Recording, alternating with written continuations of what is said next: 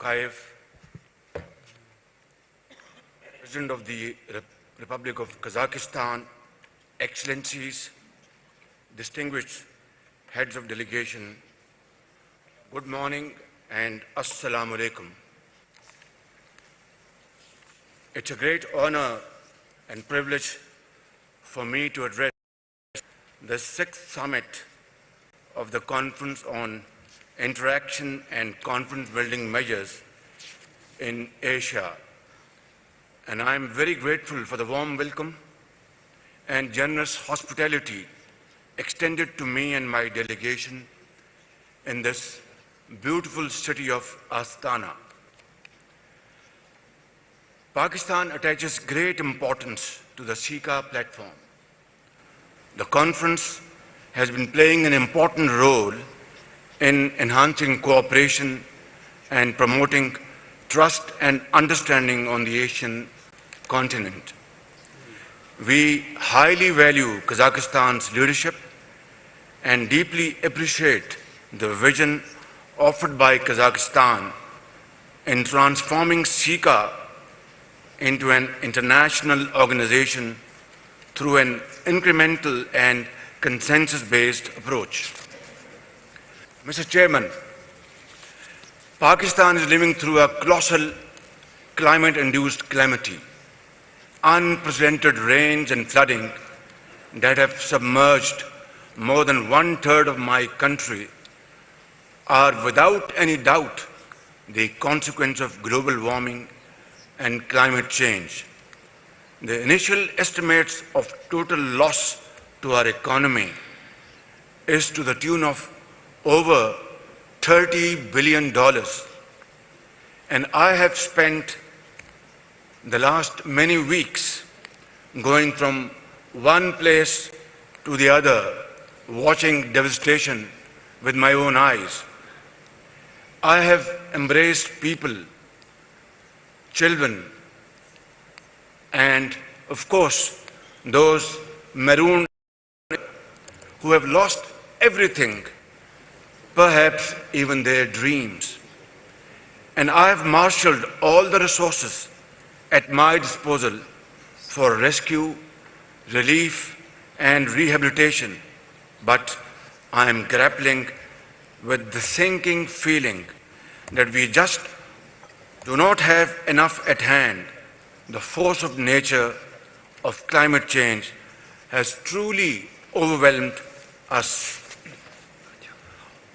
What makes this situation even more tragic is that even though Pakistan is responsible for less than 1% of global carbon emissions, yet we are among the top 10 countries most severely impacted by climate change. This disaster may set Pakistan back by decades. More than 1,600 Pakistanis, including children, have lost their lives. Thousands of kilometers of road infrastructure and bridges are washed away. Entire villages have been swallowed up by raging waters. Cotton, wheat, and rice crops lie in ruins. Vast stretches of land today resemble an ocean. Navy boats run where once children played football and cricket. Mr. Chairman, Pakistan needs immediate help. Our 33 million climate refugees, that is more than the population of many countries. These climate refugees need to be rehabilitated, and today I am personally grateful to the UN Secretary General Antonio Guterres for having visited Pakistan last month. We are very thankful to the UN for the fresh flash appeal of $816 million for Pakistan earlier this month. Many countries have also pledged financial assistance and sent relief goods. On behalf of my nation, let me thank each and every one of them for their acts of generosity and empathy. And I can see many leaders sitting around this table who have been generously committing support to Pakistan. and I thank you all from the core of my heart. And ladies and gentlemen, we look forward to your continued support as we transition to the more daunting phase of rehabilitation and reconstruction. And let me assure you, we are determined and we are committed by the grace of God that we will emerge stronger from these floods, and we shall, inshallah, bounce back in a very short period of time. Mr. Chairman, Pakistan's location offers a natural bridge and conduit among regional economies. The China-Pakistan Economic Corridor, the flagship project of the Belt and Road Initiative, has transformed the economic and connectivity landscape of the region. We invite our friends to take advantage of the opportunities for trade, business, and investment in Pakistan. Excellencies, 4 decades of conflict and instability in Afghanistan have taken a heavy toll on millions of Afghan people and imperiled peace and security of all the countries in the world. Pakistan has borne the most serious consequences of the conflict in Afghanistan. We have suffered over 80,000 casualties and economic losses of over $150 billion in the fight against terrorism. And finally, by the grace of God, we were able to beat terrorism of all shades and color in Pakistan. Not only in Pakistan, it has sent a great message to peace-loving world across the globe that out of these great sacrifices, Pakistan has been able to become a country instrumental in controlling terrorism and extremism. To this day, we continue to host about 4 million Afghan refugees on our soil. A peaceful, stable, united and prosperous Afghanistan is in the best interest of Pakistan, not only Pakistan, the entire region and the international community. We call upon the world to support the people of Afghanistan in their quest for sustainable peace, stability and development. Mr. Chairman, Pakistan's first priority is to revive rapid and equitable economic growth. To do so, stability in the region is most essential. Pakistan desires peaceful relations with all its neighbors, including India. However, until India brings its atrocities in occupied Kashmir to a grinding halt, a just and lasting peace will remain elusive.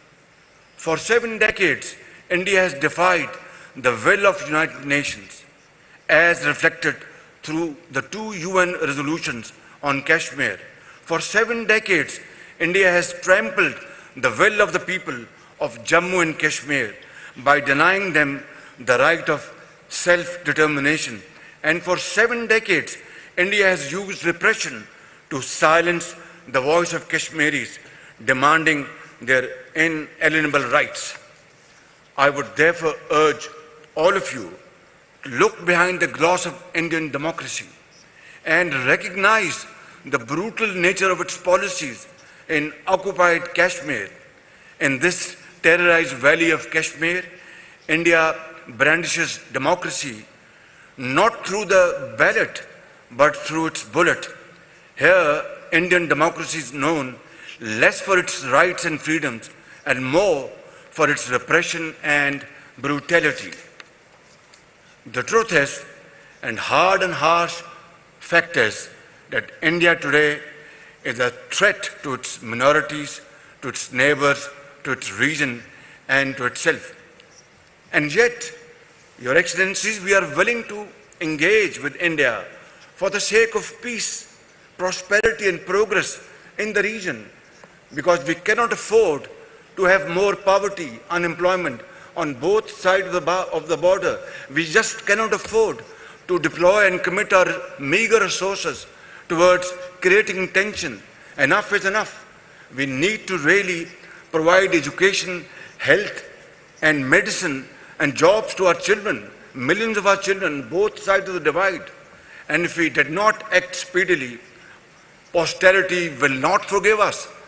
Therefore, I am absolutely ready and willing to have serious dialogue and discussion with our counterparts, Indians, provided they show sincerity of purpose and they show that they are ready to discuss issues which have really kept us at a distance over decades and creating tension, not promoting trade, not promoting investment.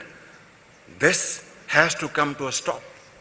And I am absolutely committed and ready to move forward, to provide an opportunity to our generations, to our future generations, and leave a legacy that finally we were able to realize the gravity of the situation. And finally, here we are, that we, with a great mind and great hearts, did a job which would provide peace, progress for all time to come. But the onus remains on India to take the necessary step for meaningful and result-oriented engagement. We also need to urgently find political solutions to the conflicts in the Middle East and elsewhere in Asia. A just and lasting settlement of the Palestinian question is essential for comprehensive peace in the Middle East. Mr. Chairman, we reaffirm our commitment to the CICA process and the concept of common, comprehensive, cooperative, and sustainable security in Asia. These giants sitting on my right, on my left, Allah Almighty has blessed upon all of us and all of them huge bounties and resources. If we team our resources and efforts together, I have no doubts in my mind that Asia and joining parts can really stand up and walk with a sense of pride and achievement. Through meaningful interaction and constructive dialogue, we can build and bolster mutual confidence and trust. We are facing great difficulties, but I am undaunted by the sultry weather. I am one of those, along with you, who believe in eternal justice, believe in Allah Almighty. I have no doubt in my mind, with the support of people of Pakistan and with the support of our friendly and brotherly countries, Pakistan will and shall come out of this problem. Thank you very much. God bless you.